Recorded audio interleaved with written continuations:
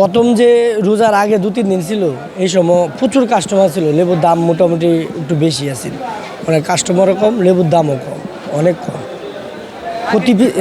আগের চেয়ে প্রতি পিসে 5 টাকা করে কম আছে, 5 টাকা 6 টাকা কম আছে প্রতি পিসে 5 টাকা কম। এখানে কাস্টমার কম হওয়াতে লেবুর দাম একটু কম, কিন্তু মোকামে লেবুর দাম বেশি। এখন ব্যাপারীদের লস। 25 টাকা 30 টাকা ফিজ আসিল, এখন সেটা 20 টাকা, আবার 20 টাকা যেটা বেছে এটা 15 টাকা, 15 টাকারটা 10 টাকা 12 টাকা এরকম হয়ে গেছে।